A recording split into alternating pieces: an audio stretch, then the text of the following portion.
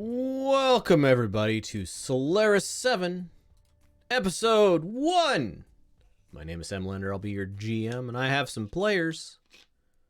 I am Eastbourne, and I'll be playing as Mirena, sorry. I Edgemon Lur, often known as Hedge, and I will be playing Caleb Archer. I am Xurder playing Arnstein Elden the Space Viking. Alright, so it is about 10 a.m. You guys have been seated in the conference room for at least 2 hours now. And your commander is droning on about the Lance 1's previous match. The Lance 1 being the lighter mech lance that is part of the stable. And she looks like she's wrapping up. Kind of looks over everybody. Everybody have any questions before we head off downstairs? Everybody just kind of mumbles, and you can tell that like nobody looks forward to these meetings, and everybody is like, almost done.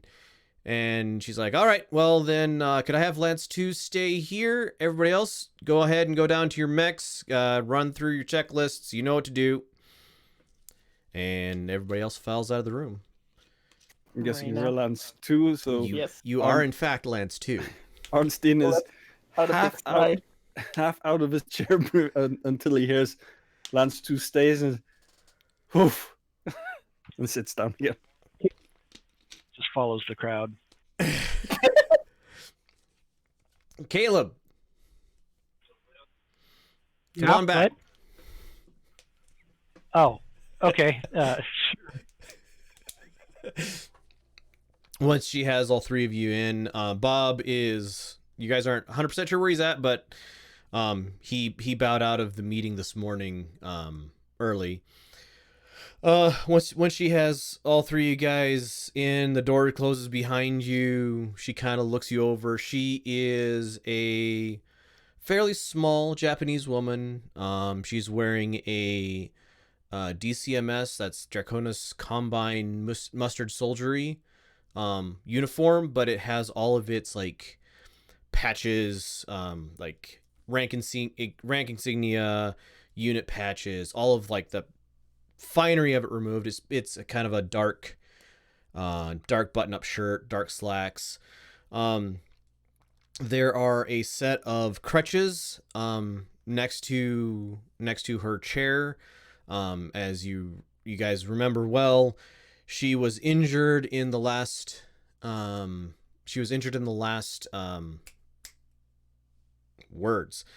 mission because her mech was sabotaged. And you can see the wrappings of so she has a sprained knee from this and a broken collarbone. So like her chest is all wrapped up across her arm. One of her arms is kind of tied to her side, and the crutches are there even though it hurts her to use them because otherwise she can't move around very well. Just a quick reminder of her name because I don't know that I ever introduced her to you. Her name is Noguchi Mariko. She goes by Tai or Captain. And she as you guys are like sitting there nervously, she kind of breathes out through her nose and says, well, thank you. I know what you guys were planning on doing before the whole match was shut down.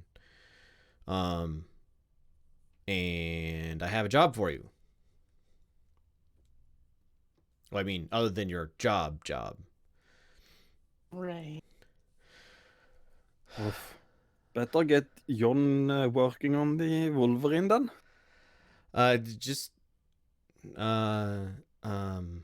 What I need you to do is find out. Well, okay, I'll tell you what I know, and then I'll tell you what I need you to do. So, she hits a button on the computer in the front, and the screen behind her lights up, and it shows a security camera footage. And you see it's 2:30 a.m. the Tuesday before her last match. Her last match would have been on Monday of this week, so a little bit less than a week before her last match. You see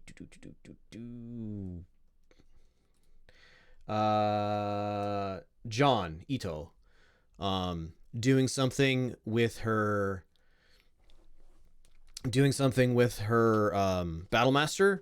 So you see him first, like, it's relatively low resolution imagery because security camera, but you see him reach into Arnstein. What you know is like the there's an armor plate on the chest, which the battle computer is located behind. And you see him reach in there and attach something to the mech, and then you see him close the plate back up and like clean up, make sure there's no evidence of any tampering there.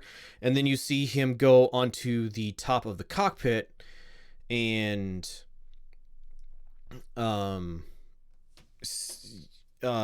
like start fiddling with wiring along the top edge of the thing.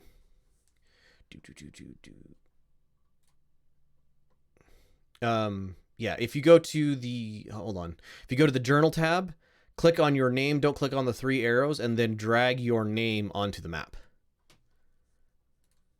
Should be there. Say the journal tab. It's the chat tab, or is that No, the third one. So you have Newspaper. Yep, the newspaper. Thank you. GMs have more tabs than players do. Yes. I don't remember that, but anyway, if you You put have the library of monsters and stuff. yeah, I suppose. There you go. For now, I'll figure out how to get the picture better later. Thank you. You're welcome. And she goes, so Ito was messing with my mech, and he does not have authorization to mess with my mech. The thing is, he can't be alone. Like, there's no way. There's no way he is acting all by himself, because I don't believe it. Like even if he's paid off, he has to be having help, because for a little player knowledge, Ito actually don't even have to do that. She can explain. He does not have access to the unlock codes for my mech, so he should not have been able to like pull the armor plate off and get at the computer. He is an Aztec, so he doesn't have access to all the tools. He was using tools that he would not have access to. It's 2:30 a.m. Everything should have been on lockdown. I don't believe that he is as smart as that. And I mean, did he write any logs of what he did? Knowing him, he should write everything in logs, right? if it was what he was supposed to be doing, yes, but examining my mech after battle, the battle computer was slagged, as if it got hit, as effectively slagged as if it got shot by a PPC or a laser. There was no battle damage in that area of my mech, and you guys saw my chair rockets fired nearly 10. I see. It was on the order of 20 milliseconds before the explosive bolts fired. So I almost hit the roof before the explosive bolts finally fired, and my chair did hit the cabin as I was ejected, and that's what slewed me off to the side. And well, she kind of rubs her, or she kind of pokes at her broken collarbone very gingerly with the arm that isn't bound. So I want you to find out who he's working with. What I need to know. I need to know who sabotaged my mech. Who is he working with amongst the crew? Is it other Mechwarriors? I can't trust anybody in my lance, because those are the only people, like, they might be able to get access to my codes. And I can't trust anybody in the Lance 1 because he works for Lance 1. It's I am down to you guys, and yeah, I'm down to you guys.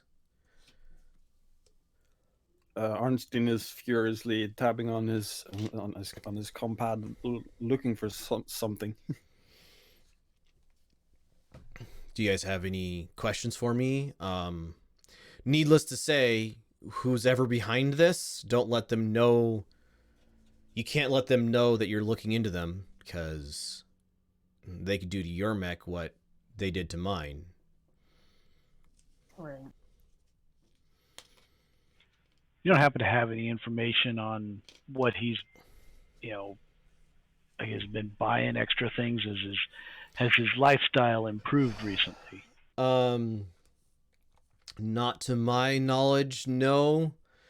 As soon as I know that I can trust him, I will or I will ask Stanislav to look into that. I know he's got some skills in digging into that sort of information, but I can't know that I trust him yet. He just got back 2 days before this, and she kind of motions at the screen. No, I have some contacts. Maybe I'll see if I can dig something up. You got to follow the money. That's always the way to start. She smiles at you. Indeed. Any other questions? Do we have any footage of your mech earlier in the night? She hits the she hits a button on her keyboard, and she goes back 30 seconds or a minute, and the entire video is just a scramble. And she goes, the problem is somebody tried to wipe my camera footage and they were an idiot. Or someone tried to wipe my camera footage and they wiped exactly what they wanted to wipe. All right. Would you mind if I had a look at the hard drive? She goes, I can get that for you. And as you guys, there is a massive explosion from beneath your feet, and actually it's mostly to your left. You guys have been in battle in a battle mech. You may well have been in battle in a battle mech that has, open cockpit, because that's not a great time to be, but it happens. This is as loud an explosion as getting hit by a near miss on a missile. And the like whoop whoop whoop whoop alarm goes off of a fire. And she looks at all of you and just says, "Shit." Out of the room, start finding fire extinguisher. All right, so out the room at the sound of the first whoop. So this room is fine. Honestly, this room would probably have windows looking out over the open bay, because why not? So looking out the windows, you see in the back left corner of the mech bay One of the Jenners is down on one knee. There is a fire that is pouring out of the ammunition load bay in its back. And it's just like thick black smoke and chaos down on the mech floor. What you guys up to? Grab a Arnstein fire is extinguisher and run down. furiously trying to trigger some form of automatic fire extinguishing system in that corner. All right. Arnstein, you would know that the fire controls are just so fastest way down the floor is not through the elevator, it's down the stairs. Easy enough to do. The fire controls are just inside of so this office right here is like the head tech's office, and just outside his office there's a series of like pull levers, because fire bad, that control automatic fire suppression systems. There's also in several points around the mech bay, there's also like coiled up on the wall hoses for fire suppression, all of that sort of fun stuff. Is each mech its own fire suppression area, or is it like Lance 1 is 1, Lance 2 is 1, Lance 3 is 1? Each, at least in theory, each mech is their own system. Because Arnstein is pulling not only the one currently on fire, but the two next to it. The one across and the neighbor. All right, so you're heading for the fire suppression. Marina, where are you headed? Yes, I was. If there's like a fire extinguisher somewhere on the wall on the way down, I'm grabbing it and heading towards that corner. Okay, there absolutely is one of the big like halon things, about 3 feet tall, about size of your head around.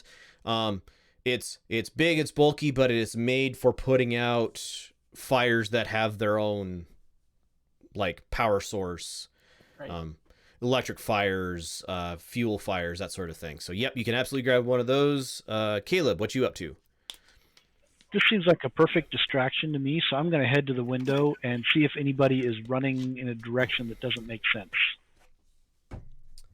Like headed for the ammo stores, or maybe driving a truck off the property, or that sort of a thing. Caleb, you have notice. Give me a notice roll.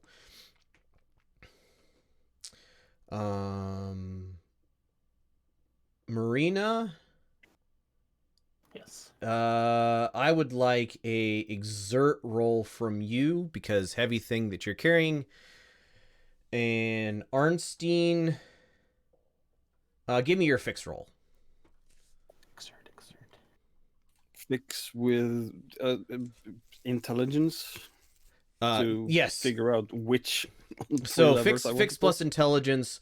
Marina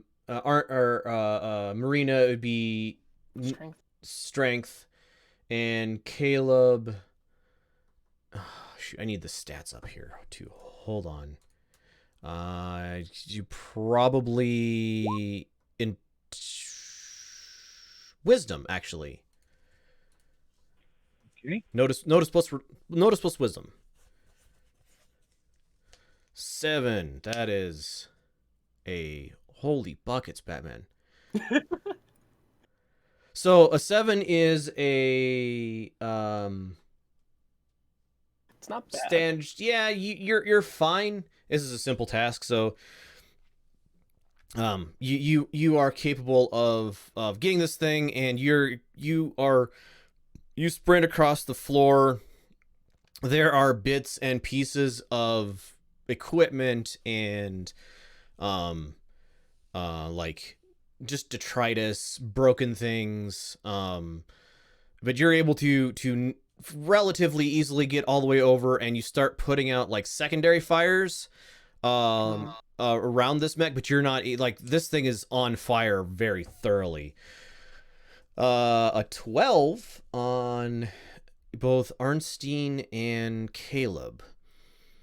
Okay, so Arnstein, you are able to very precisely, you are able to turn on the exact nozzles that you want.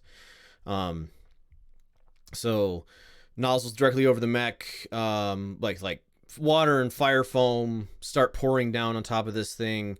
And the like nearby areas, yeah, like that starts this area starts just flooding with water and fire suppression foam. And Caleb, you don't notice anybody running in a direction they shouldn't be running, but what you do see is with a 12, you see just before the fire foam comes down, you see the body of John Ito, less his arms from the elbows down and his face pretty much laying on the ground in front of the Jenner, the wrecked Jenner. And you see two other people there. One of them is Chelsea Scarzy. She is the mech for that Jenner, or pilot, sorry, for that Jenner. And you also see Ueno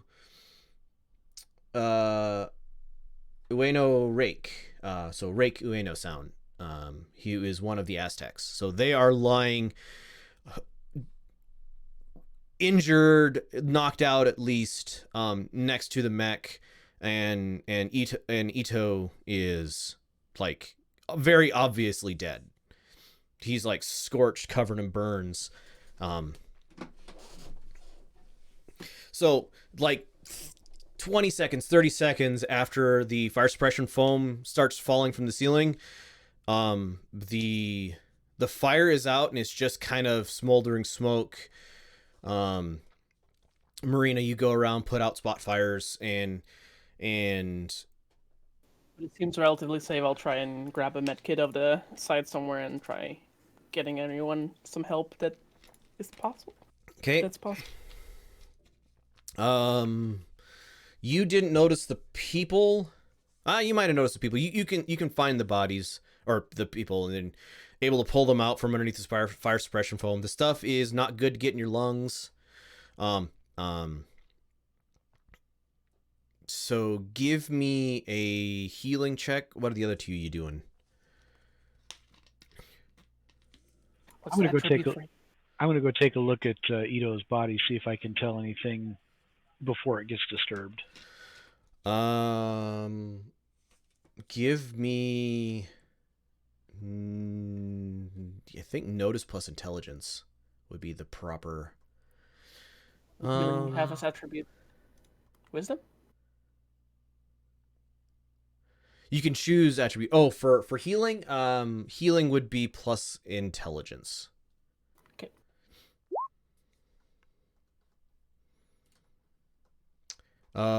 So that is so you are able to get Ueno, Rake. You're able to pull them out or him out. He is got superficial wounds and like you're thinking probably the concussive blast like knocked the air out of his lungs, but he's like no obvious broken bones. He's gonna have some minor cuts and bruises, but he is mostly okay. The biggest, so you pull with the idea of like, oh hey, there's this person here. You pull Ito out of the fire suppression foam, and he must have been head and arms into the explosives bin when whatever caused this to explode went off, because like that the injuries are consistent with an explosion at close range where most of his body was shielded from the blast, just like so shoulders and face and like arms below the elbow are just gone, and then his shoulder and face are just like there was a massive explosion. Arnstein. I'm heading for the CCTV mainframe. So you don't know where that is, but you know who would. I want to get to the mainframe ASAP. All right, so I'll run towards whoever knows, and the commander would. Tai. Basically shake them if they're shakeable until they let me know where. She would not appreciate being shaken, considering she's injured, but she is sitting, or she is standing next to the windows in the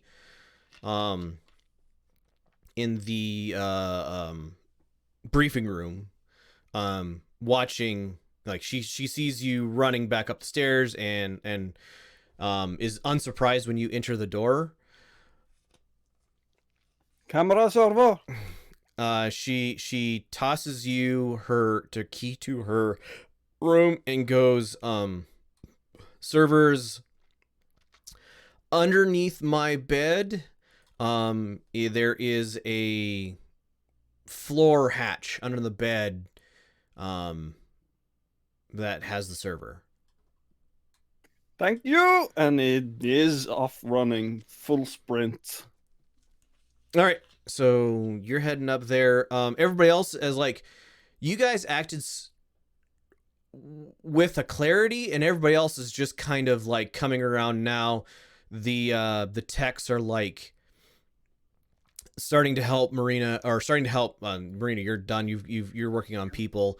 Like put out any spot fires, make sure the fire isn't spreading. Somebody has turned off the fire suppression system at this point. Hold on a second. Somebody has turned off the fire suppression at this point. There's no big fires left. There is just like, it looks like an ammo explosion from the ammo bin of the Jenner. So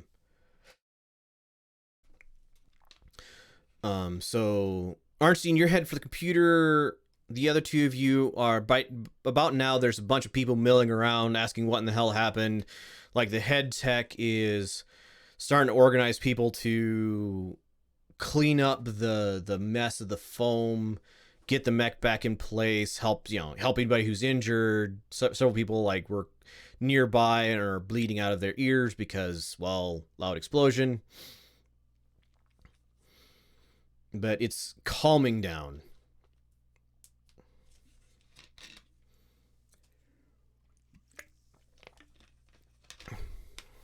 So, anything else you guys want to find or want to investigate here? At this point, you guys see the Captain Tai headed out through the main door. She's shuffling on one crutch, one bad knee, and one bad shoulder, and she's just kind of surveying the scene. It's like, all right, who needs a hospital? Keep going. Sorry, I missed that. I keep going with what I'm doing, just take care of people not looking up. Okay, so you're able to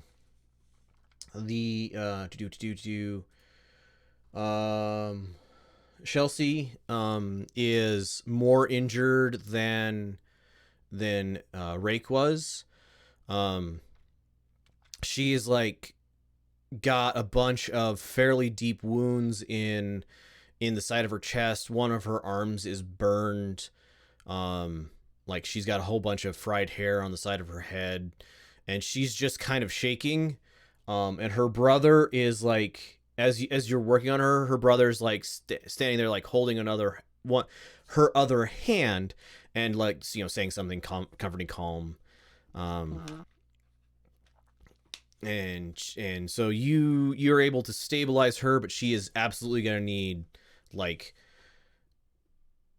immediate ambulance hospitalization. That you can't get her fixed here. I call out to the captain and say that looks like this poor sap was a victim of his own incompetence. She nods at you, and says, "All right, leave his body there for the police, whom I'm assuming will be stopping by. Out of character, you guys know that like explosions are there are sensors in the building. Things like explosions and fires and stuff for the mech stables are like relatively immediate response, because the last thing they want you guys doing is having a bad accident and burning down the city. So as you guys are like rounding people around, you can already hear like sirens in the background. Arnstein, Yes. you arrive, you tear your way through the door into your commander's apartment. You've probably been in here once or twice. Like every once in a while she'll hold like, personal meals with Lances just to kind of get to know you and all that sort of thing, but you've probably been in here once or twice. I'm assuming you've never been back into her bedroom. The first thing that strikes you is this apartment is much nicer than the ones you're used to, or the one you sleep in every night.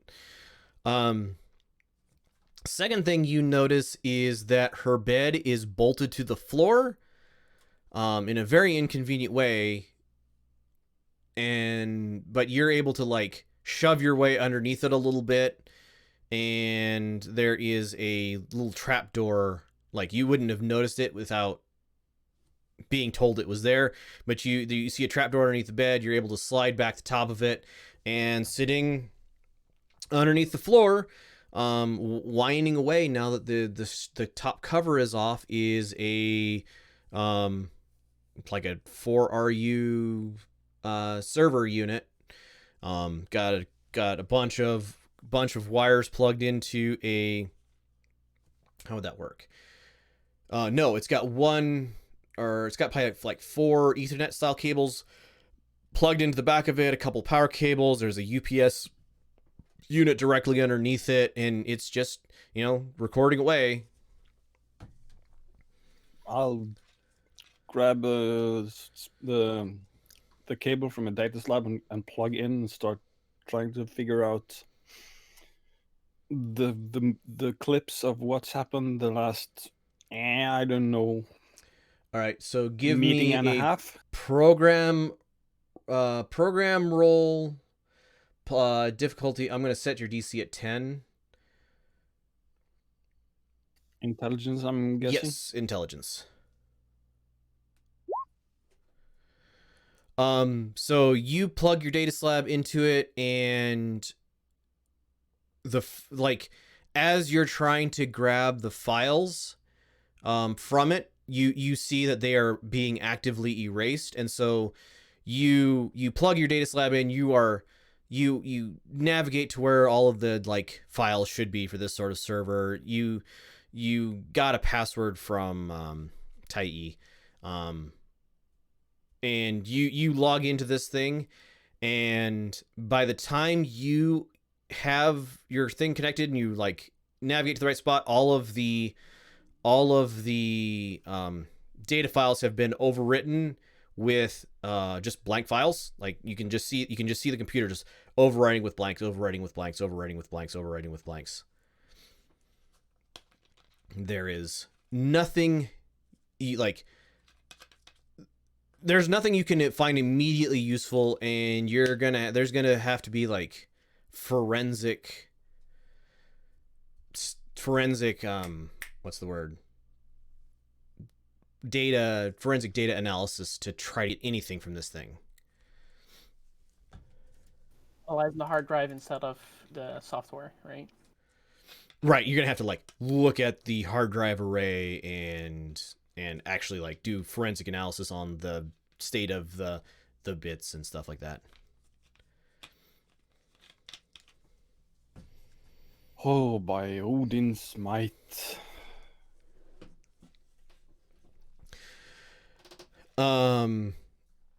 Swinging back down to the ground floor, there are like the front mech door has opened up, and there's a bunch of firefighters kind of swarming into the room.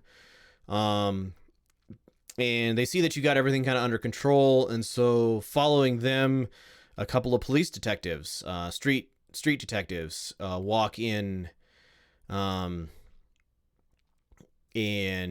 start looking everything over, and Tai, oh shoot, gotta remember her name. Tai Noguchi kind of waves at them and says, "All right, officers, follow me." And she kind of yells back, "All right, everybody else, you're let the firemen make sure everything is out. You guys have the rest of the morning off. We'll reconvene this afternoon to try to clean this mess up."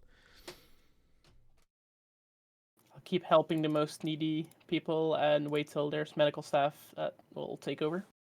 All right. Probably within 5-10 minutes, a couple of ambulances pull up. Somebody has called them. And a couple of ambulances pull up, and you help get the relatively injured Chelsea into one of them. Rake gets himself walks his way into another one, and the people who have bleeding from the ears and stuff are, like, "Hey, yeah, we suggest you go to a hospital, but we can't make you go. Don't probably need an ambulance ride. Have somebody drive you there because, your balance might be off. Don't go to sleep in the next 2 hours if you find yourself really tired." The whole concussive, brain injury. We don't think you're injured, but if you find yourself getting really tired or dizzy or confused, then I'm up every 2 hours and shine a light in their eyes, see if it follow and if the pupils dilate. Mhm. Right? Yep. Head trauma. What is it called? Concussions? Concussions. You got a 12 on your notice earlier, Caleb. You see on the ground where one of the ambulances has zipped up the bag of Ito. But you notice on the ground where he was laying, kind of underneath some of the foam, you notice his what is it called? The clip badge, his employee badge. So that has a RFID tag in it that you guys, if you're getting in or out of the building, other than through the main doors during the normal operating time, it's this is how you get into the building. You scan yourself in, and you notice that it is got a scorch mark on it. I'm definitely walking over and picking that up. All right, so you pick that up. It looks like you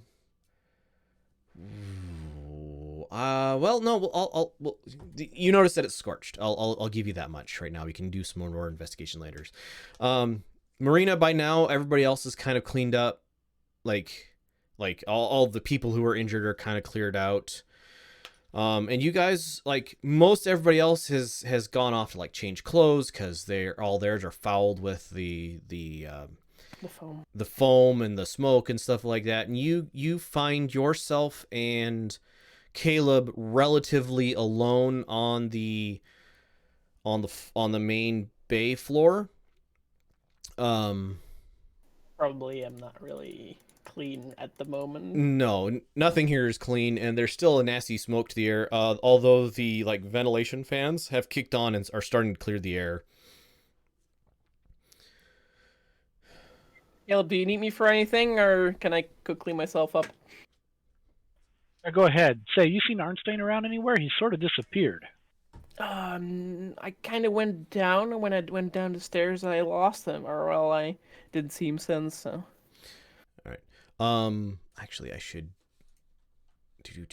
I'm gonna add to the map thing that I should have added before text. So we have. Knowing him, he's probably tinkering with some hardware or software somewhere. Did that? All right. Yeah, you know him. No emergency too big to get his tools out. Yep. All right. I'm adding your names to your guys' apartments. And oh, there we go. Just so we know who's where if it ever becomes important. Speaking of, I'm actually trying to A, figure out where, if there are backups and where they are, and B, trying to get my hands on the files from before the match, before any malicious program gets them to. The server that you have in front of you is very thoroughly wiped. Like, even the files from before the match, unless they are on an external device, which you're hoping that Noguchi did.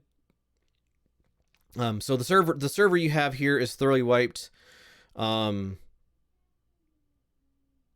Noguchi is currently like busy in the if you walk around a little bit and look for her, she is talking to two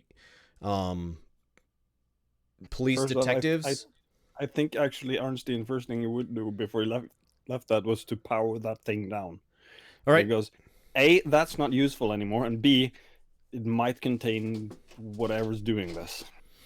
Okay, yeah, powering it off is no problem. You have the access code to run the thing, so as you just, simple command, power it off, or even just, unplugging the back from it. But yeah, powering it off is really, really easy. Are you gonna remove it from here and take it somewhere, or are you just gonna leave it sitting here? Unplug the wires. Okay. Physical decoupling.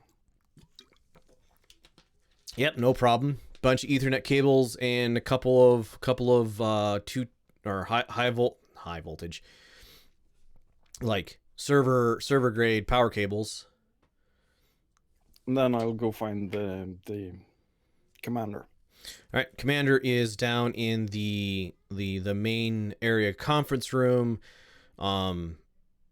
She sees you like look in, and then one of the police officers closes there's a bunch of the the curtains where you turn the thing and the slats go closed. So there's one of those that he closes over the window, and you can hear muffled talking but nothing distinct through the door.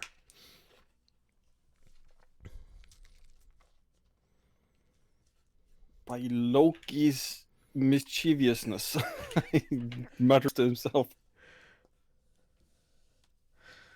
Well, while Arnstein's looking for the commander, I'm looking for Arnstein, so I'm going to head back to the barracks and see if I can find him there, and if I can, I'm going to take Marina's advice and clean up this mess. Probably just quick, like walking around, you're able to spot him. Like you guys can spot each other, no problem. Hey, Arnstein, I got a question for you. Yes. What do you know about these tags? Can you tell anything from this? It looks like, I don't know, the scorch mark on this doesn't look quite right to me. Arnstein's eyes perk up, and by Odin, that might be what we need.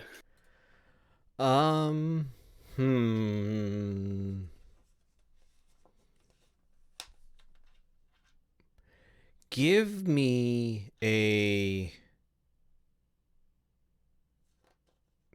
Arnstein, give me a... I'm trying to think of what would be appropriate here. No, give me a intelligence plus knowledge, basically security. So intelligence plus no.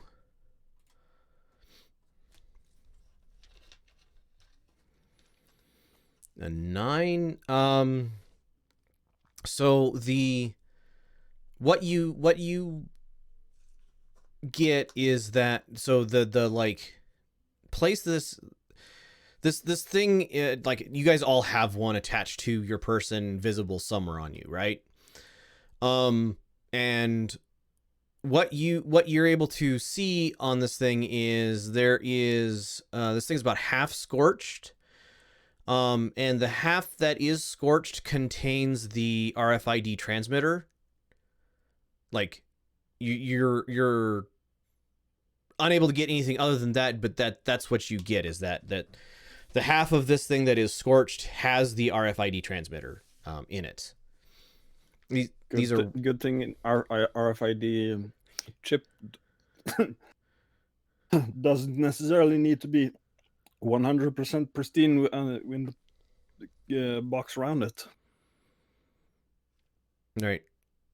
All right. So yes, Caleb, you are covered in like sticky, nasty smelling. It's no longer foam, but it's that it's kind of a sticky, gooey substance. And like your legs are wet from the knees down. All right. Well, see if you can do anything with this, Arnstein. I gotta go get cleaned up. I'm a mess. I'll meet you maybe 15 minutes and we can figure out what we do next.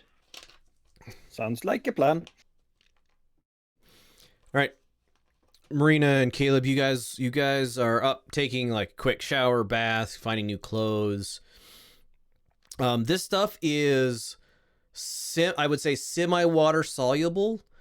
So it's really sticky and thick, but if you stand for long enough underwater, it'll come off of your skin.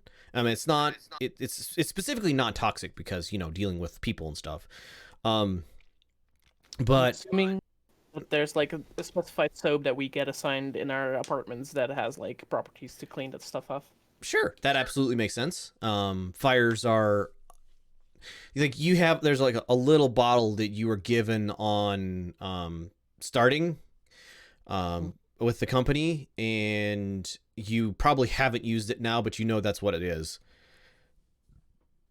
So yes, absolutely, you can use it to clean yourself up. Your clothes, however, anything that's gotten this stuff on it, that's cloth, is just wrecked.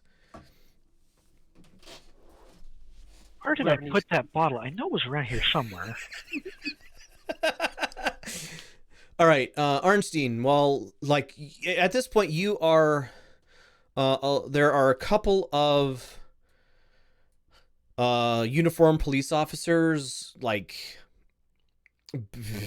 street police officers. No, I don't know what rank they'd be, but very junior ranked, and they're like taking pictures of the mech and talking to each other, and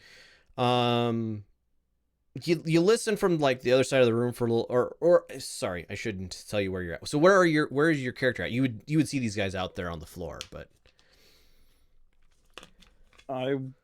Arnstein would probably, given that he can't get in contact with Commander yet at this moment, go over to his Wolverine and start checking it over for the logical places for tampering. all right. So give me a notice plus wisdom roll.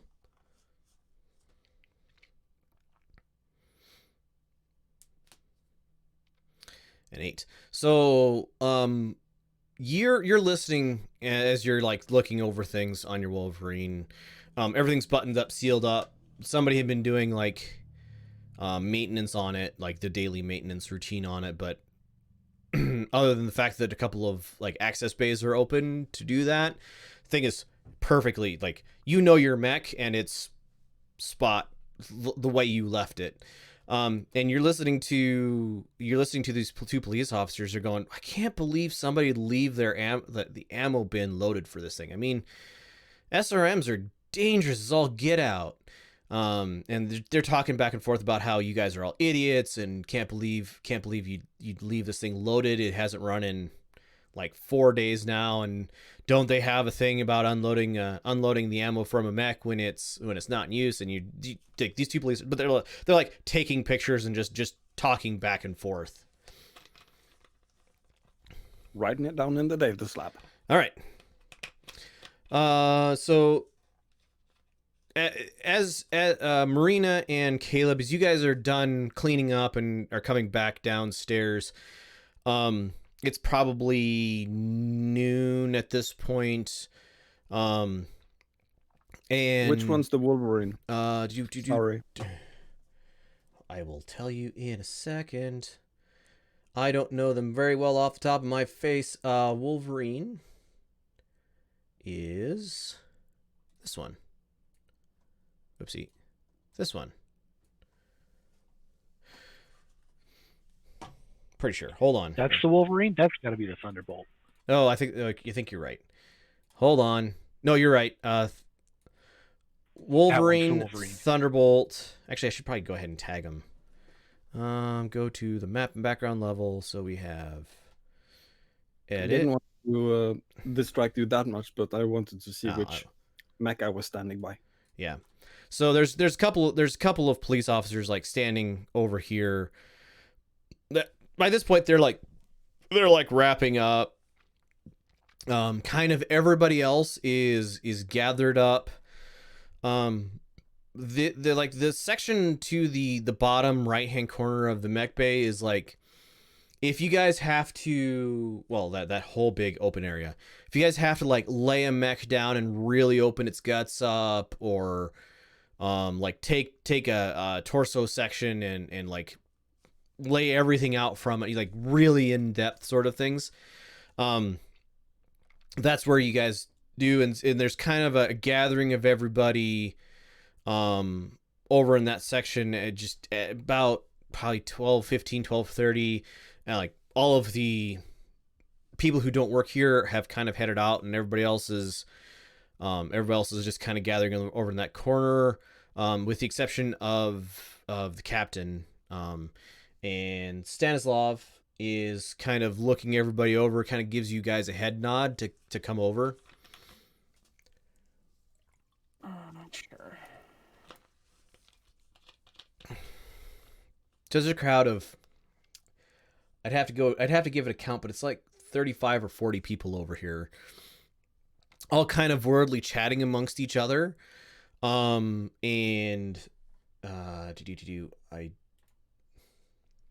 hey. So there are 4 people other than John Ito who aren't here right now. Ueno Ran, who is the sister of Ueno Rake, who was injured but not terribly so, is not here, and the brother of Chelsea, Thomas, is also not here. You think they're probably with their respective kin at the hospital. Stanislav looks at all you and goes, all right, police are saying it was somebody didn't unload the ammo bin from the Jenner. He's like, he has a data pad. He's like, I have here that was done, and like all the sign-offs were have. So I am sending home without pay the entire tech crew from Lance 1, until we figure out who is signing off on things that aren't completed, like who's signing off on work that isn't completed. Mechwarriors, you guys have the rest of the day off until we get this cleaned up. We can't do any real maintenance right now until we get everything cleaned up. Techs, I want you guys to gather up at 3:00 this afternoon, with the exception of Lance 1 techs. We need to get that Jenner up and at least back on its feet by tomorrow, and it has a match in, today is Friday, Tuesday next week, so we need to make sure that it doesn't blow itself to pieces again. The captain has gone down to the station with the detectives.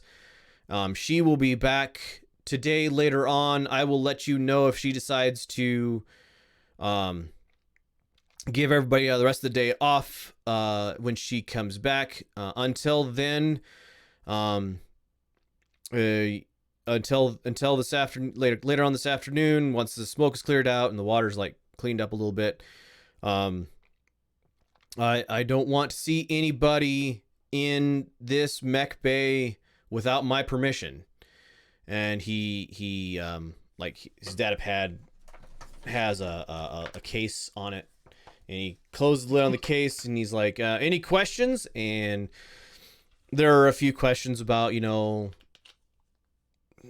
people like the people who were working on the tech crew for Lance 1 are like, yeah, we took that ammo out, and you know, they're complaining a little bit, and he's like, I don't want to hear it. The Mechwarriors are like, well, if we don't have anything else to do today, you know, can we head out on town or whatever, and gives permission for that. And he looks like, do you guys have any questions for him in the midst of all of this? Do you know if the detectives have any leads so far, or? Police have written us up, given us a ticket for unsecured ordnance. They are blaming it on basically poor maintenance and not following guidelines for protecting explosives. So they have said it's our incompetence. So yay, I'm gonna get to the bottom of who was this incompetent. I see. I don't have. elbow. Go ahead. I elbow Arnstein. Like, you probably went to the computer somewhere. Did you find something? The server is blanked. Something has wiped the server. I'm assuming you guys are having that in kind of confidence. Yes. Okay. It's like whispering. Whispering. Yep. I don't have any questions for the CO, but I do, or the XO, but I do want to scan the crowd and see if I see anybody that I know was Ito's friends, or anybody that looks especially distraught. Want to see if I can maybe pump some people for information about him. So the Aztecs on Lance 1 would you actually give me a connect roll. That would be good. Connect plus charisma. Quick question. I had written down in the cards thingy that Ito was a drinking buddy of Caleb and Bob, friend of mine, and apprentice engineer to Arnstein. Is that still right? Or? Oh, I may have had the wrong name. Hold Ah. on. I may have been given... No, that's... Okay, we're going to retcon a bit, because I had the wrong name. All right. Sorry, friends. I wondered at that, but that's a good catch, Eastbourne. Who was it? Okay, so you guys from the Decima, there was a Aztec who was part of... I didn't have the lance written down. I just had apprentice engineer to Arnstein. No, there was best friends another from Arena. one. Ah. I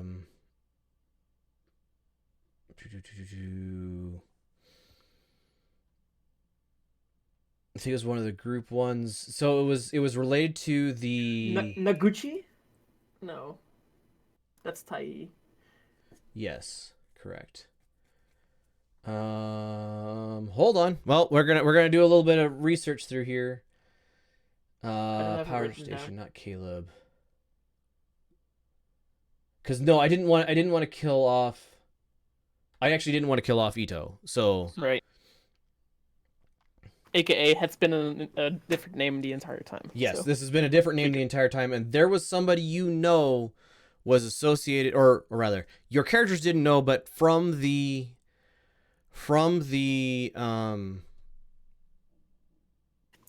Decima, we said that there was a person who did the sabotage. the right. sabotage. Yes. Discovered after the battle was joined. Everybody hops in the mech. Okay, did I not give them a name? I don't have it written down. Think you might not have given them a name, just that we agreed that someone did the thing and got the devils out of there. All right, Yeah. so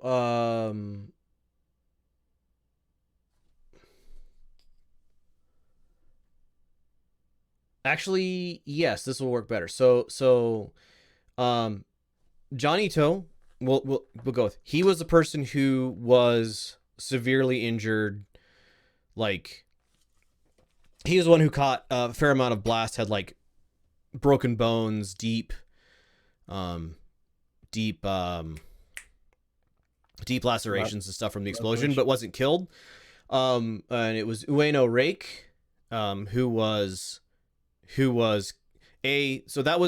they were the person who the commander showed you as doing the dirty to her battle master, and they were the person who was killed.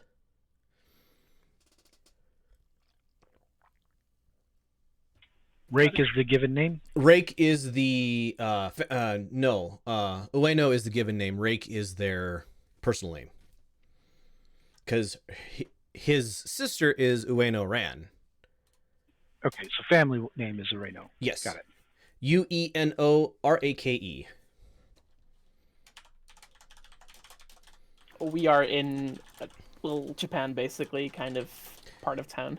So most or all of the Aztecs are ethnic Japanese, or well, as in the 3028, Right. as ethnic Japanese as you get, which is say semi. They definitely have some darker skin. Whatever. There's a lot of mixing going on in the future.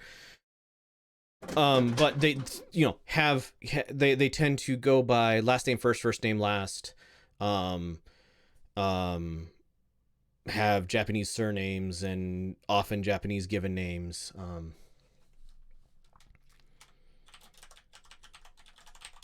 All right, so yes, Ueno Rake was the one who was killed in the explosion. His sister is not here right now because he was killed, and John Ito, or Ito John, was Ito, the family name, was the one who was relatively severely injured and is in the hospital.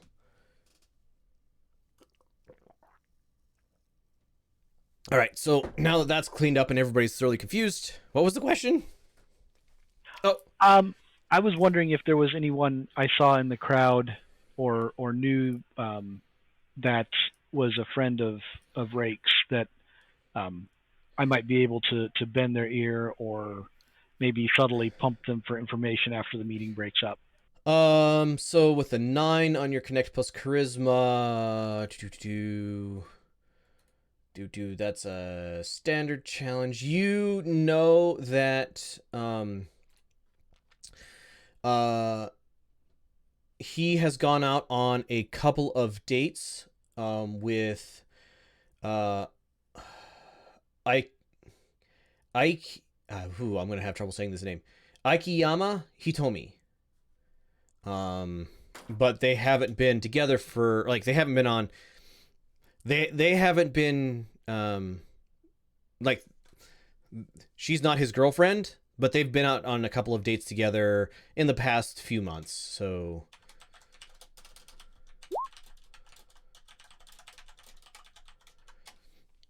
I've completely forgotten the name now. So it is Akiyama Hitomi.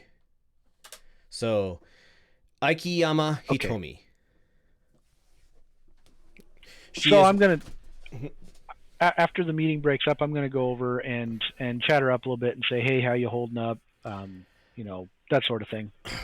She goes, I was working on the Phoenix. She's a little bit like shell shocked, not as badly as she had been. As like, I don't know. He was just working on the Jenner behind me, and all of a sudden he's laying there on the ground. I don't know. What was that, sir? She'd probably call you Mr. What's your last name? I didn't write it down anywhere. Caleb Archer? No. Archer. Yes. I don't know, Mr. Archer. He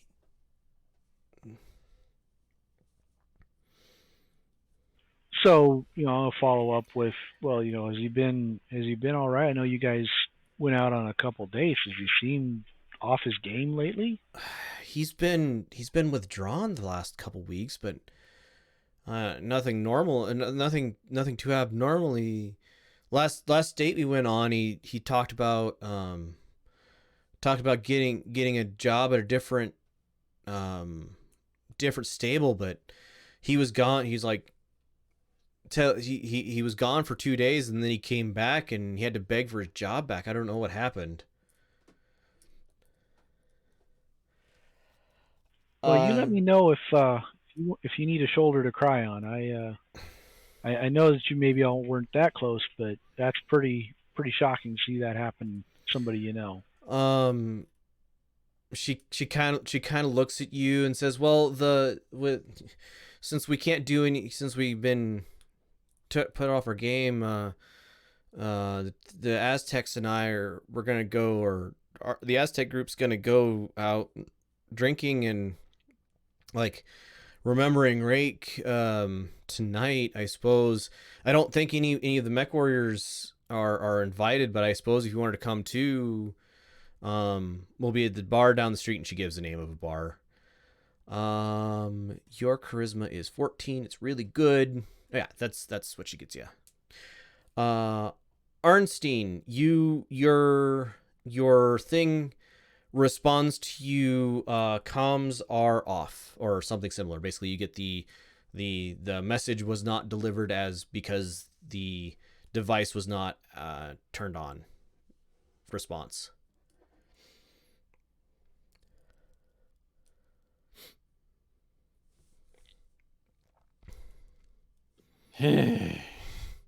Are there in this kind of future still like paper copies, like backups, like kept somewhere?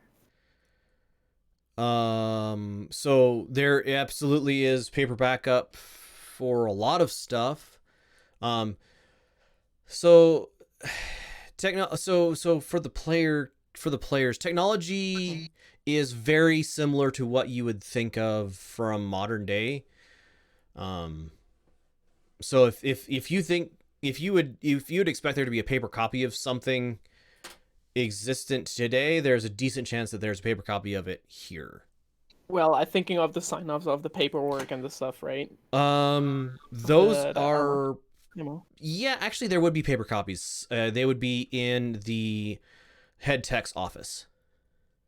I'll say to you guys, I'll probably go bury myself in some paperwork to see if I can see something suspicious.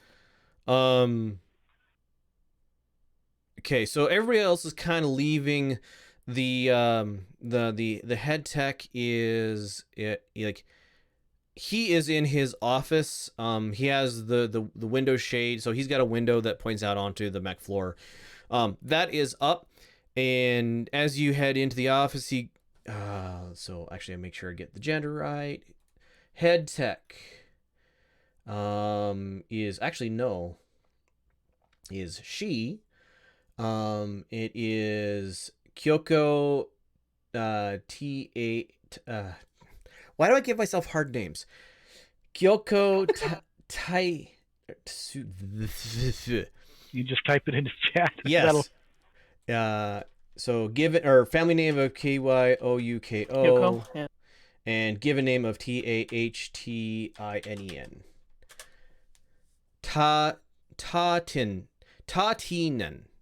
Tatinen. Yes. So it's Kyoko Tatinen, probably Sama, considering they outrank you. Well, okay, so Mechwarrior stable, there isn't really ranks, but right. Like they are the head tech. You don't bother them unless you have a good reason. Yeah, so she is like you had the thought, oh, I'll go look at the paper copies of stuff, and she absolutely has that folder out and is like reading through the maintenance logs. Oh, hi. I guess we had the same idea. She nods at you and she like flips a couple of pages around so you can read them, and she's like, yeah, everything's signed off, is done. I don't know. I need to review all of these now and see who else has been shirking their duties. Can't believe somebody leave their ammunition loaded. And she's just grumbling. Can I help you with something maybe? I mean, I'm not an administrator myself, but she kind of goes, yeah, can you see? And she pulls out a folder, and it's like paper records from the last 2 weeks for with the exception of the folders she's got for Lance 1. And she's like, can you see if there's anything that looks weird in those while I look through this? She's got the ones for the last few days in her hands. Give me an administer plus intelligence roll. 9. That's decent. So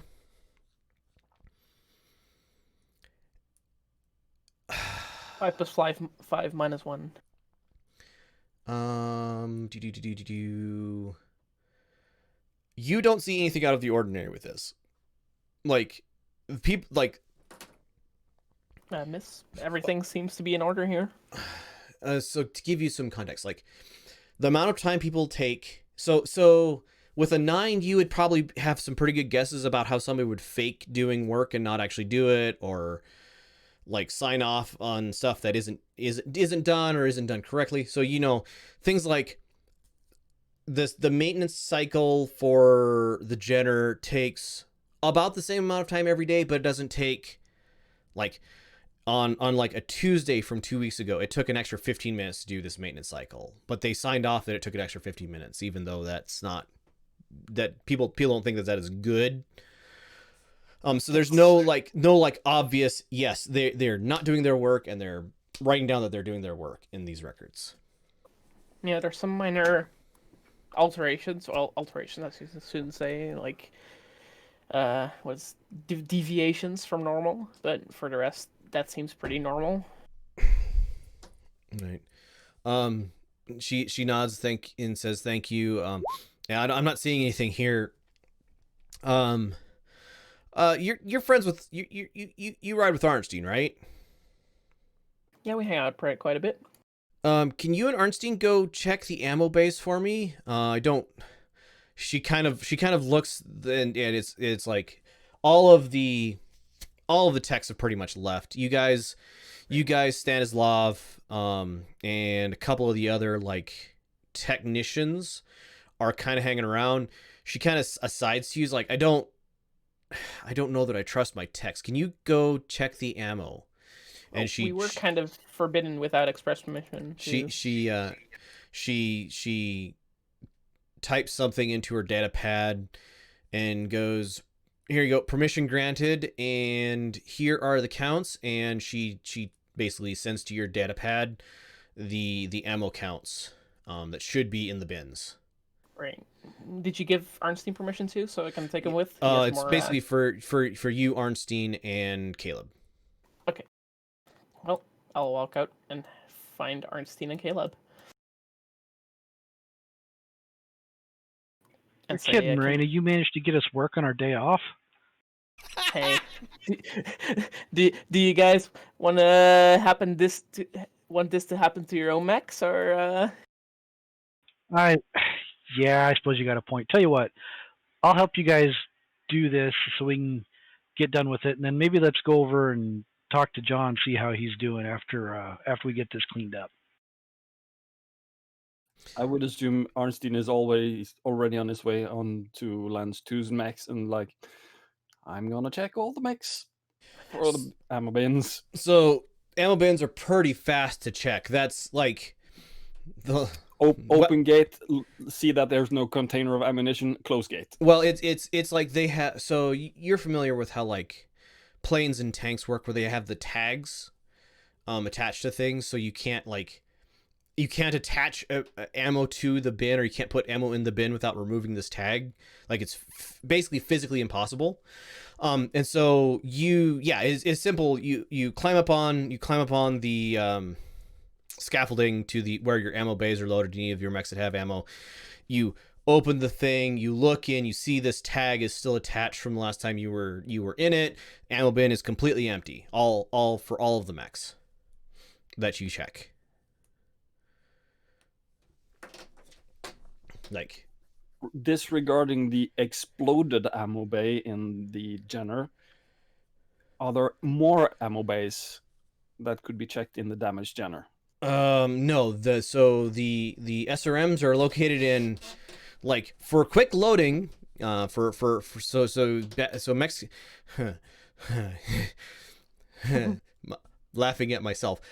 So one of the conceits of battle mechs is you want to be able to put ammo back in these things as quickly as possible, and also you want to be able to dump ammo out of these things as quickly as possible. So the ammo, there is one ammo bin that holds all of the SRMs for the Jenner, and so it doesn't have any like secondary bays or anything. And that is the loading portion of it is completely blasted off. You can like there are shreds of it in the wall behind the Jenner. And it is like the opening is wrecked. Smoke all around it. There was a very merry fire blazing in this thing not very long ago. Like there's liquid pooled in the bottom of it from the fire suppression, all that fun stuff. Well, I was thinking maybe it had other like ammo using weapons, but I see it's only got 4 more lasers. So yep, 4 medium lasers and an SRM4. Then the ammo bunker. All right, so you guys head out to the ammo bunker. You have to swipe your card and then your data pad in order to get in, because normally you guys would not have permission to be back here. So the ammo bunker is located basically directly in the building, directly behind this one. There are, like, I guess you'd call them rail cars that can go in and out between them.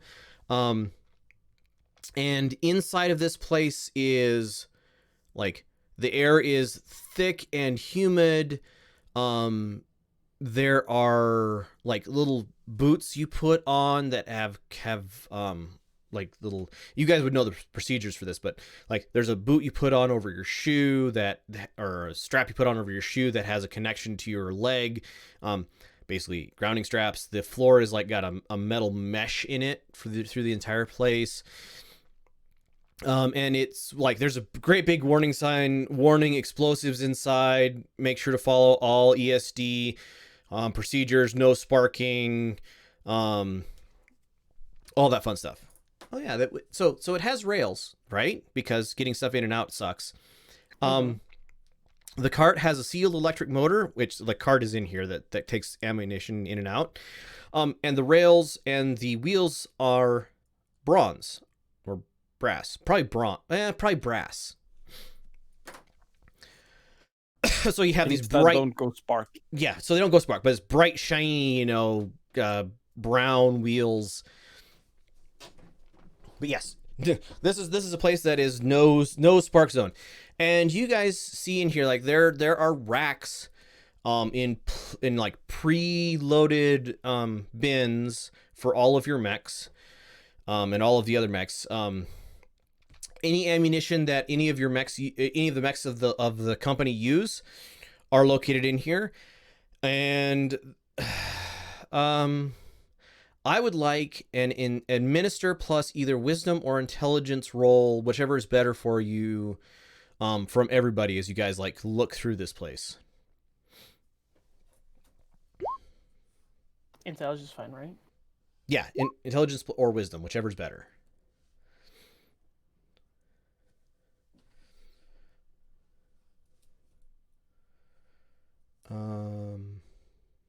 Mine is bad.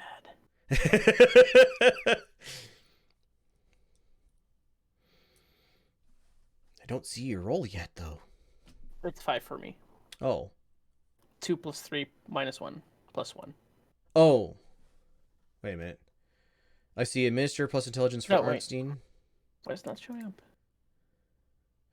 Well, if you got a 5, you say? Yeah. Okay. So Caleb, you're looking through here, and every missile that should be in, like every SRM that is supposed to be here is here. That's what I figured. Like there's no extra anything here. but you do notice a small stain on the floor next to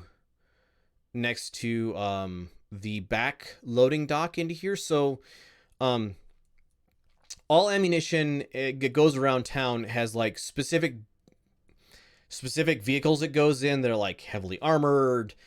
Again, they don't want people blowing up the town. Like these are like tanks that roll around. Basically tanks or APCs that roll around town, like heavily armored, heavily guarded.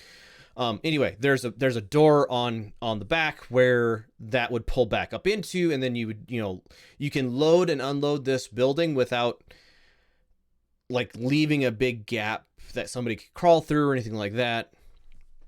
But anyway, so there is a stain on the floor next to this loading dock, kind of in an out of the way place. That like catches your eye. What in the world is that? Hey, Arnstein, any idea what this might be? I don't think I've seen. It just doesn't look right. Arnstein, looking at it, like you look at it, you put your finger in it or whatever you do to investigate it, and you take a like a sniff of it. This is Inferno ammo, like the liquid out of Inferno ammo. None of you for certain none of your mechs load Inferno rounds. Like napalm.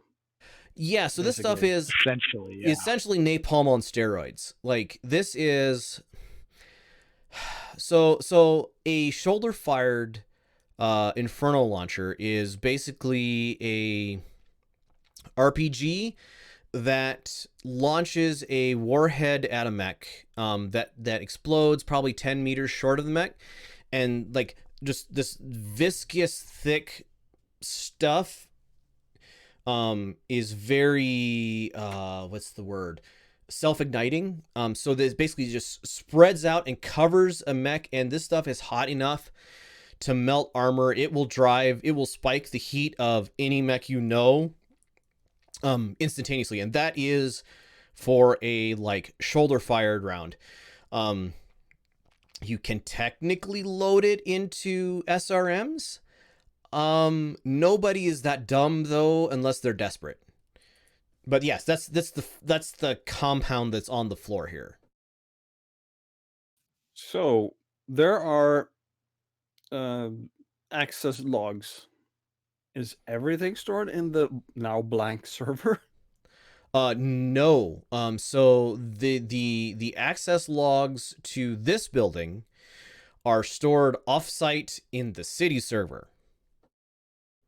Like you are allowed to access those, or not you. Like the stable is allowed to access those records, but the city cares very deeply about making sure you guys don't have any more ammo than you need. All of your ammo is tracked, all of that sort of thing. So you don't control that information. Wait, Arnstein, did you connect all the infrastructure to the net from our stable? Huh? Did you? I disconnected the camera server. It was blank anyway. Right. Do we know when the last shipment came in? Is there a possibility that somebody tried to sneak Inferno rounds in here somewhere? So last match would have been your guys' match 2 days ago. So today is Friday. That would have been on Wednesday. And so any expended ammunition that you guys had in your mech would have been taken out. Per standard procedure, doesn't always happen this way, but per standard procedure, that is shipped back to a holding. So this all costs money. So like the cheaper stables may not do this, but like you would unload all of your ammo bin, all of the ammo that was remaining from your mech would be shipped back to the company that you guys buy ammo from to be verified that it hadn't taken battle damage or wasn't, like shaken up or anything that hurt it. And at the same time, you basically, anything that you guys would need would be swapped. So if you had 3 rounds left of AC-10 ammo for the Wolverine, those 3 rounds would be shipped out, and another 12 I think it takes rounds of AC-10 ammo would be delivered at the same time. So that usually happens the day after, so that would have been yesterday. So basically, swap out the 1-ton container of ammo that's missing some stuff and getting a full one back. Correct. And they do like the head tech is always here for these, the head tech at least is supposed to be always here for these transfers. Do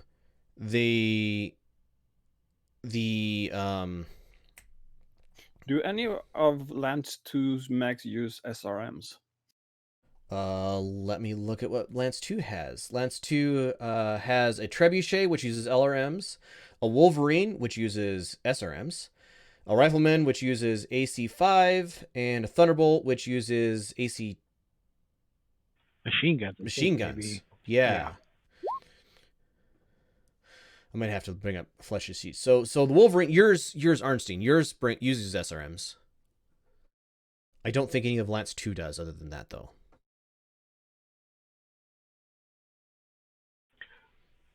I want to check the SRM bins. Yeah.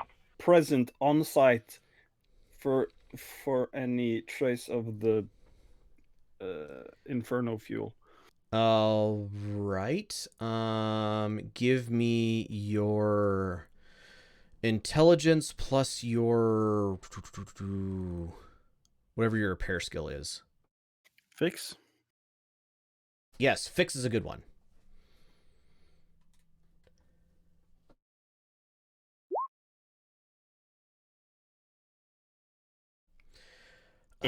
It's an 8.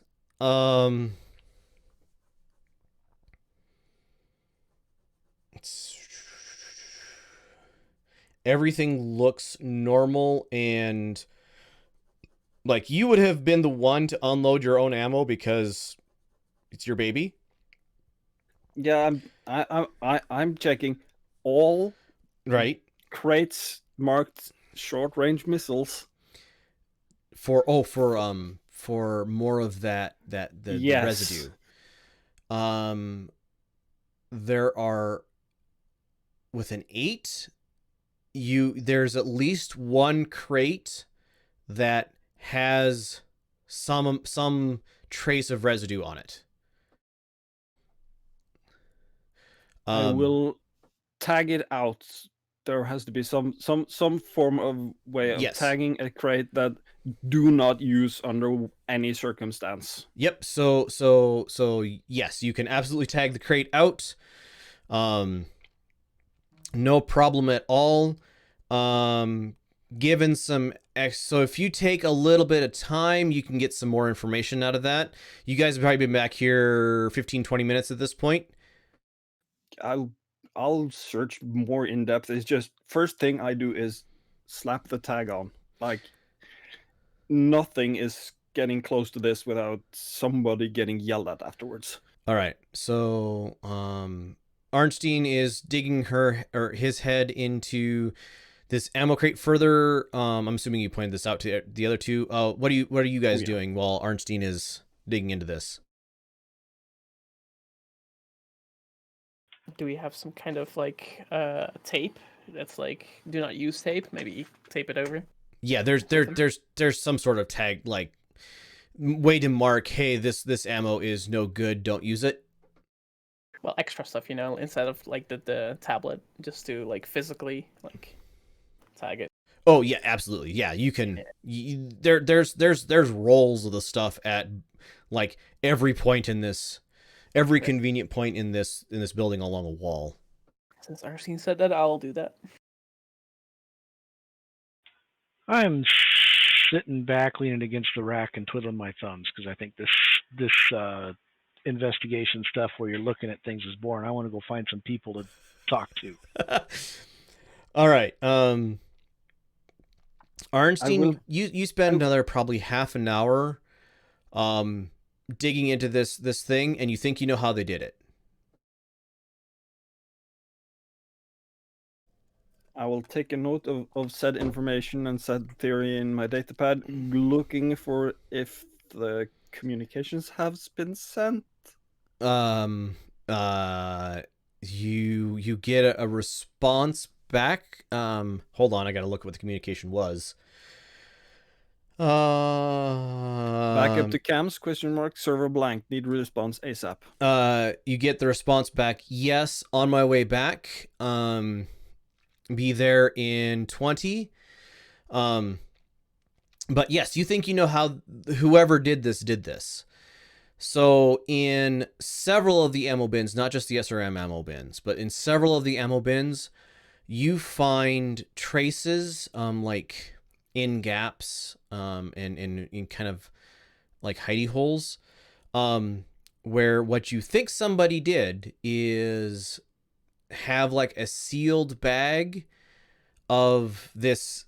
When it's not hot, when it's not like in the air at launch, it's a very sticky, thick substance. Honey or syrupy. Yeah, it's like molasses set out on the front porch when it's below freezing outside. It still pours, but it's really thick stuff. Pours very slowly. So you find like little gaps around this, where somebody could have taken like bags and put them in these bins, and then like maybe on a couple of these ammo bins in a sharp spot, they pulled this bag out and a corner got caught, and you see just a little bit of this residue. So this definitely came in. The explosive definitely came in through these ammo bins.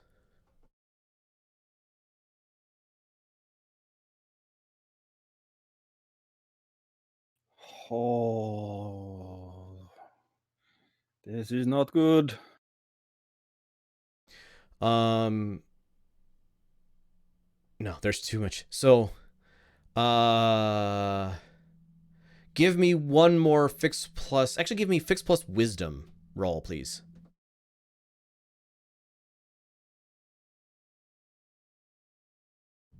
That's a little better. On the SRM rack that you guys first found and tagged out, like 3/4 of the way down the rack, you find a single SRM round that has a dud warhead in it.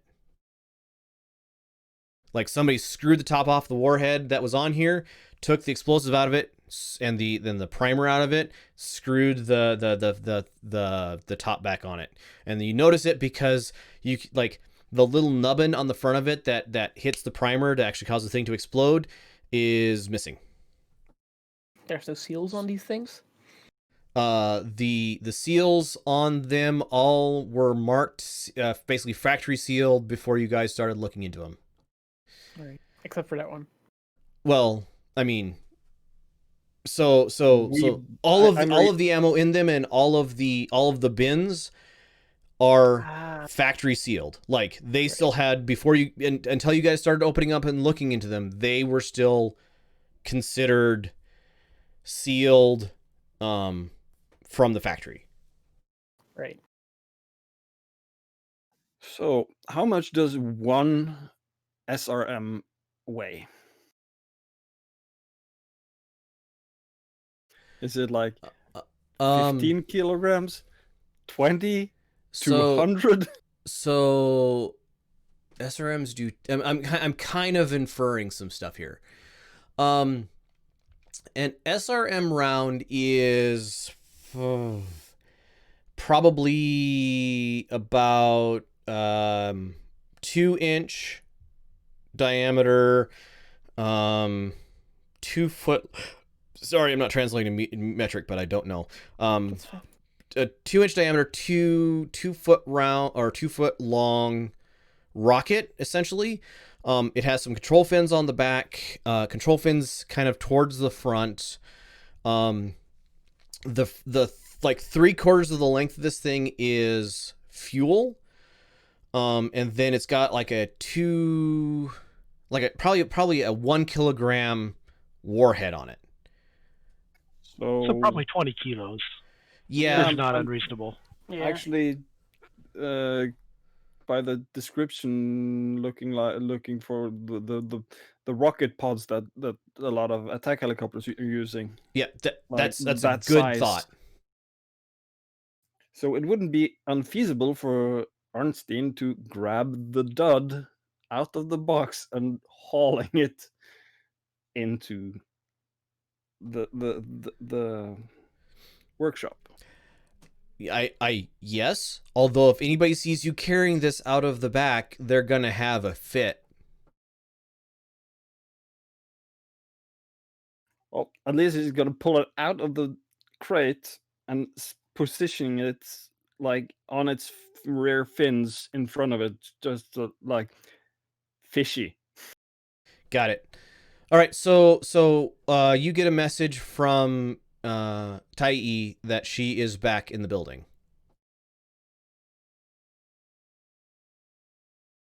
I make my way out, muttering to all the Norse gods about incompetence and sabotage.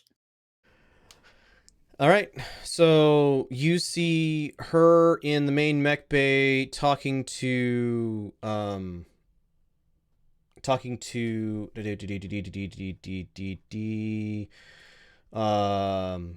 Stanislav and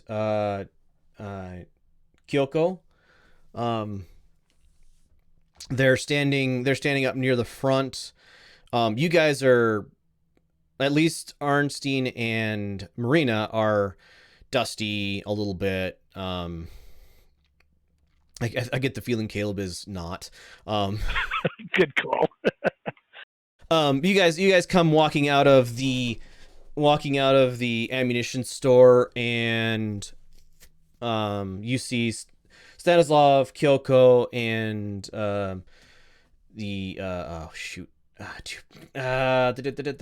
Noguchi, Mariko standing up near the main, like the head tech's office, and nobody else is around. It's probably an hour before people were told to meet back up, but yeah, they're all standing there. They're having kind of their head together talk.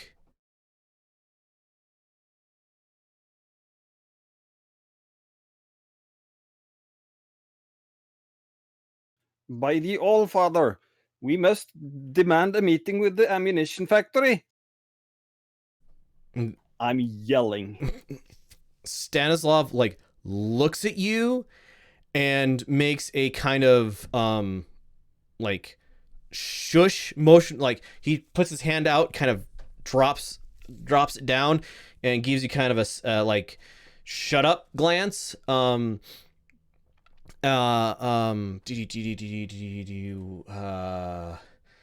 gonna get these names eventually. Kyoko has kind of a pained look on her face, and Noguchi Atai, it kind of rolls her eyes at you and says, "All right, I think we should all go to a bar." She tosses Stanislav a set of keys to you guys have like a van, and it's like, "All right, you three, come on." Now we're getting somewhere.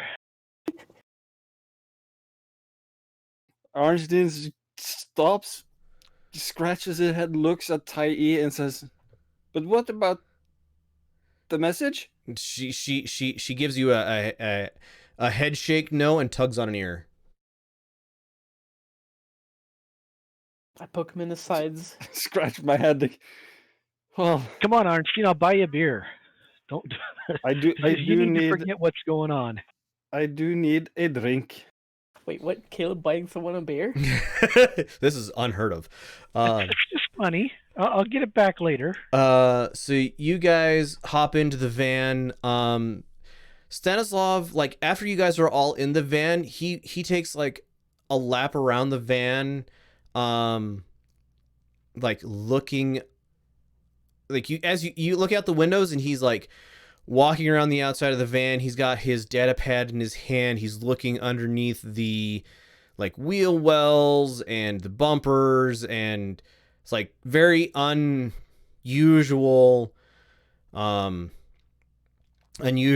like nobody does. You're supposed to do like, this is like a pre-check you're supposed to do whenever you get out and drive your car that like nobody ever does. He's like looking at the tail lights and all of that sort of stuff. And then he hops in the driver's seat. Noguchi Mariko. I should just call her Mariko. Tai. Too many names. Brain fart. Tai is sitting in the like driver's side first back seat, or first driver's side first seat behind the driver. Kyoko is sitting in the front passenger seat. And as soon as you guys were already in there. As soon as Stanislav he kicks the engine on, and pulls out into traffic, and you guys are headed in a very familiar direction. You are headed towards your bar, which On the way, I write on my pad the data slab and show Tai that server blanked, currently disconnected, basically brick. She nods at you and tosses you a like a thumbstick. Which I'm guessing and hoping is the requested footage from before. Right. So it's not a very far drive. Like, you guys walk here regularly, so it's not a very far drive. You pull into like, there's a parking lot in the back of this place. You pile out of the vehicle. As you three enter, there's like a, hey, you guys, you know, like regulars, and then they see the other three enter after you. And they kind of give you a look like, who are these? But they don't, it's not like they stop you or anything. And you guys find a table against the back wall. And Stanislav orders a round of drinks. He orders a round of some sort of, like, you've seen it on the menu, but none of you have ever ordered it. It is like a Liao pale ale is what it is. It's That's like, on you, right? he kind of smiles a little bit, and but yeah, it's like it's that foreign drink that exists at every bar, and yeah, that's the one that he orders, and has you guys have a beer each delivered to you. And so as you guys are sitting down, Tai looks at you and goes, well, the footage is gone. I'm not surprised. The police officers told me that I must have sabotaged the server, because as soon as the fire alarm went off, they said they like automatically connected to my automatically connected to my thing, or my the video storage server, like they were supposed to, and they said it was already blanked, and they're blaming me for that. So that was fun. Hang on. There might be discrepancies in storytelling, but me as a player is there were more time passing from Arnstein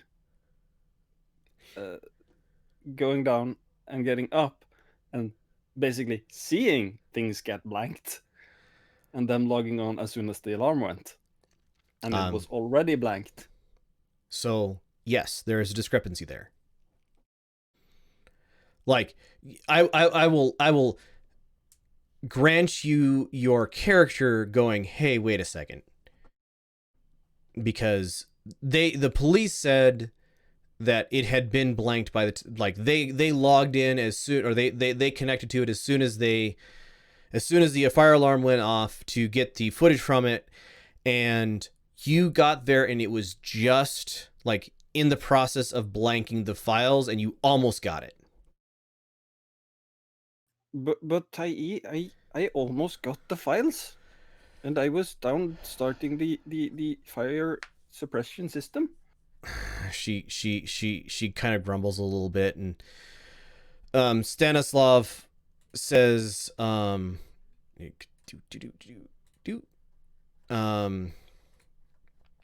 Stanislav says I do not trust the police. They either know more than they let on, or they more dumb than dumb person. Bet on both and you won't often be wrong. He grins, yes. Also, the weapons factory has sent us tampered ammo. The head tech pales. Like, I go into a hushed, like, looking around, seeing if any ears are actively trying to pay attention, ducking down, chin almost at the table, and whispering the story of the tampered SRMs and basically ammo in general. So the head tech Kyoko, like she goes as pale as somebody can get. She's got kind of a light, normally like a light tan complexion. Yeah, she is bone white. All of the blood is drained out of her face. And she goes, we can't use any of that ammo. We can't load any of that ammo now. Who knows what else they've done to it? We can't send it back either. Ernestine, didn't you find like some dudded warhead? Yeah, I also found a warhead in SRM that was not active. Like, it's just so Kyoko says like it had been removed, or like it was a dummy warhead. It was a dummy. It didn't have the trigger. Point of clarity, it was, the explosive had been removed, but it like hadn't been replaced. So it wasn't a dummy warhead, it was the explosive and primer had been removed. Yeah, trigger was missing.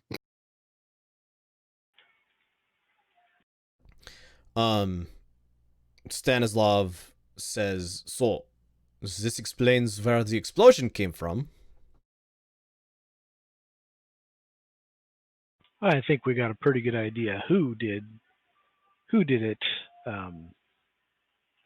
Well, I suppose not. I was thinking it was Rake, but it'd be a pretty poor saboteur to mess with his own face in the process. All three of them nod. Stanislav is like drinking this beer and enjoying every minute of it. Kyoko and the Tai have taken a polite sip, but are otherwise not touching it. I'll just gulp it down. I need a drink. So this is a very thin wheat beer. It's a very light hops. I don't have a really good description for it, but yeah, like a thin wheat beer with not very much hops. And it's an ale, if that makes a difference. I take out the thumb drive I got from Tai, look at her and raise my eyebrows, like, I don't say anything, but raise my eyebrow like a question. She nods to your data pad.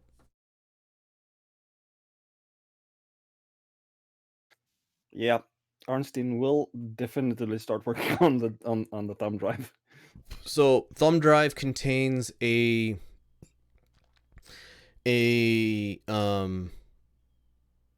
like server location, and she says to you as you load it in, it's like when my mech was tampered with, I set up a server at a remote site to automatically mirror my the data footage, which, as far as I can tell, that footage still exists.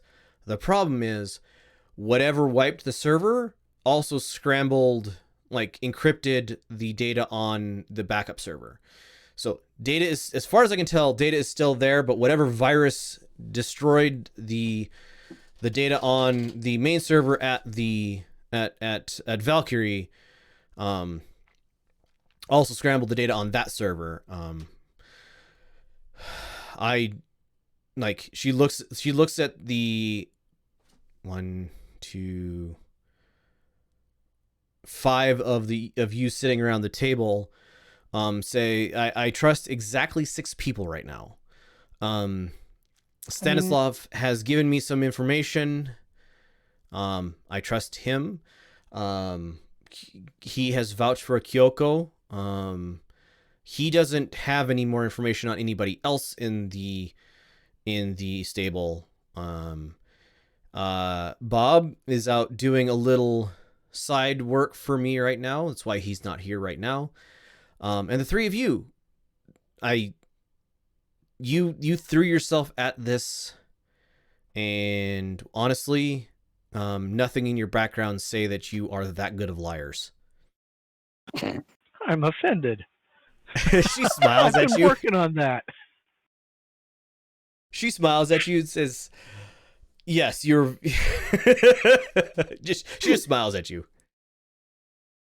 Speaking of liars, did any of you know that Rake was looking elsewhere for a job?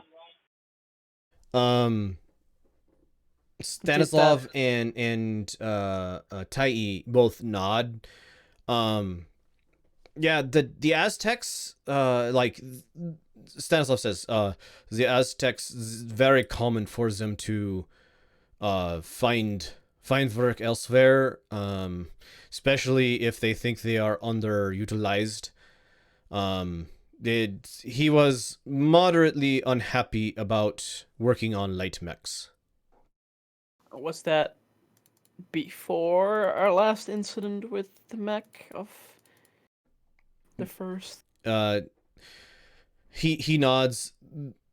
This is why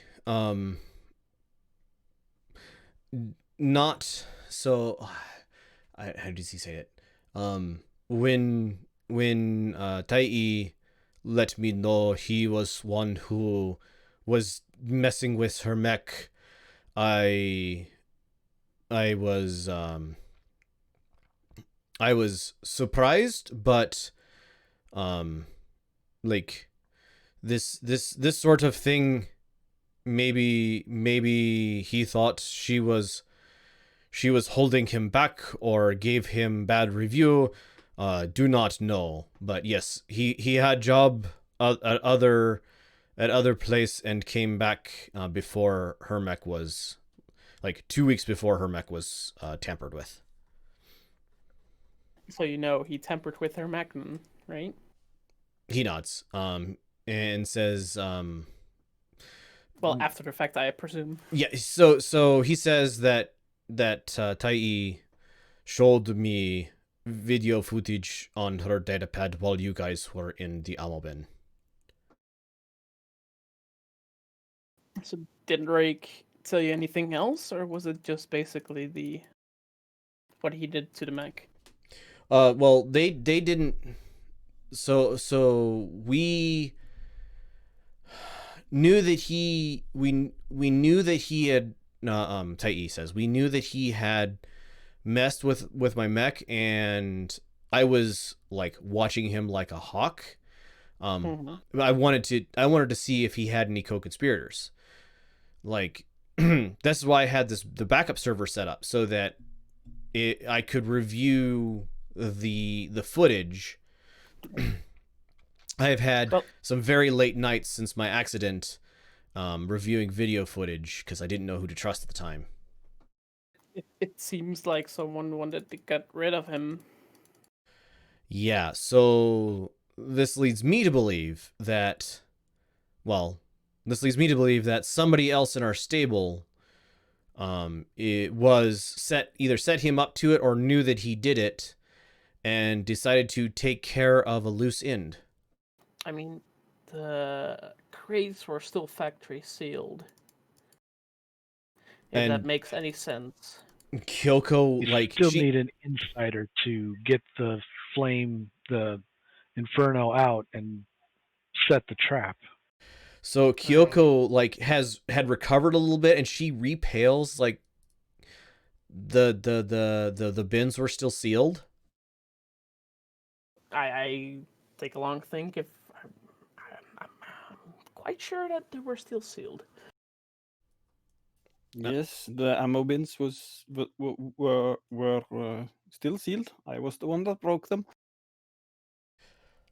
She just swears under her breath. All right, so that means that the ammo there's somebody in the ammo factory who's working with him, or they got code. It's possible that's not true, and they just had somebody got codes,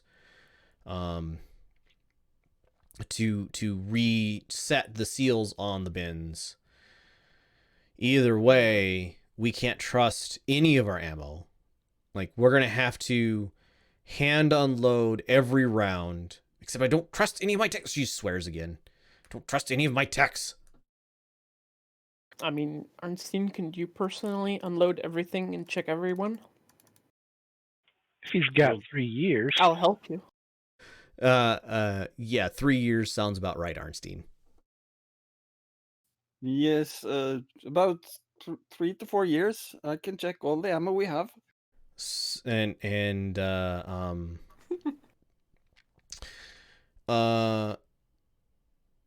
so Tai looks at you, says, "All right, we have until Tuesday for our next match. We have one mech that's wrecked. We need to rebuild. And it is the Lance that is active. So the Lance 1 has battles most Tuesdays. You guys have battles most Wednesdays, and the main Lance has battles most Thursdays.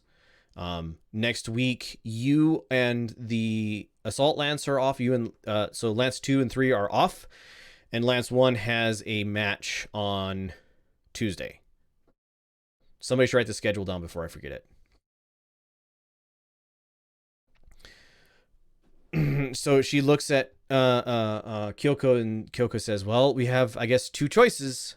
Either we load the ammo and have a chance to win, assuming everybody can get their heads in the game, or we don't load the ammo and Lance 1 doesn't have any chance to win because the strike power of the Jenners is gone."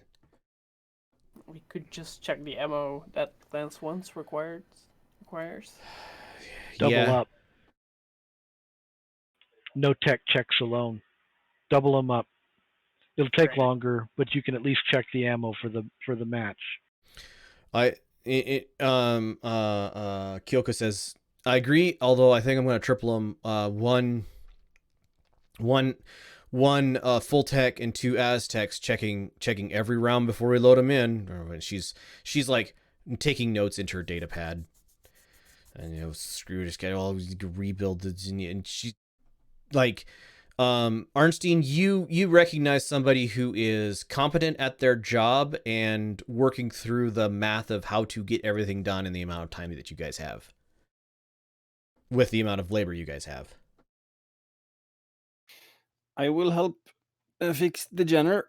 Just Get me person people to help. That's Maybe a really good. Actually, Arnstein, that's a really good idea. I tell you what. She looks at the three of you. Arnstein, you're gonna be head tech on that Jenner until it's repaired. Caleb and Marina and Bob, you guys are gonna be, because all of the other techs will be so busy working on checking the ammunition because we know it's been compromised. They're going to be so busy checking that ammunition that they won't have time to do the repairs. And you three can fix that mech and tell me how it was triggered. Like find out how the explosive was set, how it was triggered. Like get as much information out of that mech before you get it fixed as possible. So let me get this straight, Arnstein. Not only did you get us work on our day off, you just got us overtime. Way to go, man! I really appreciate it. You are very welcome. Caleb, do I gotta repeat myself? Do you want this to happen to your own mech? Kyoko laughs at you and says, Tai says, "Yeah, overtime perhaps, but hey, at least you get to pay for it." You guys all know that you are on set pay as Mechwarriors per combat, so there is no extra pay. She is making a joke at your expense.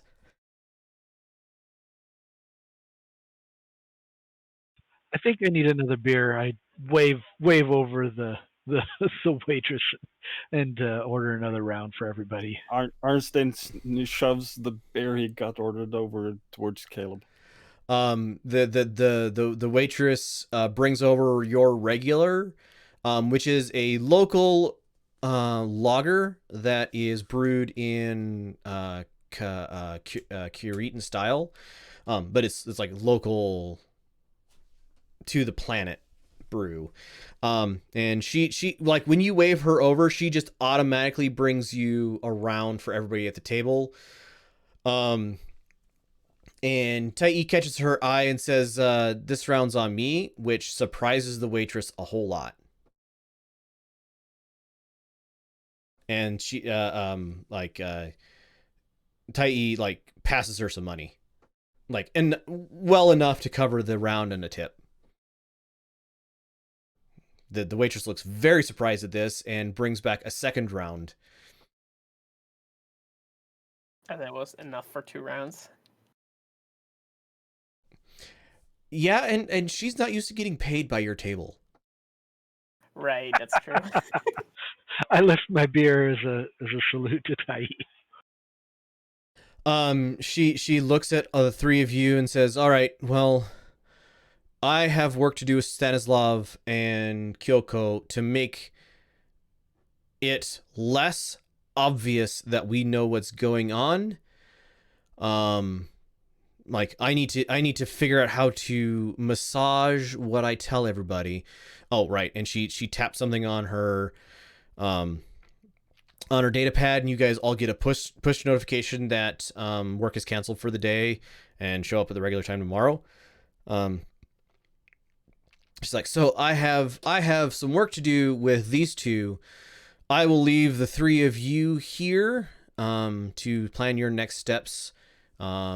I need to know who else is involved with this, and I need to know if we can get like, wait, we need to know before we get our next round of ammo. I don't want them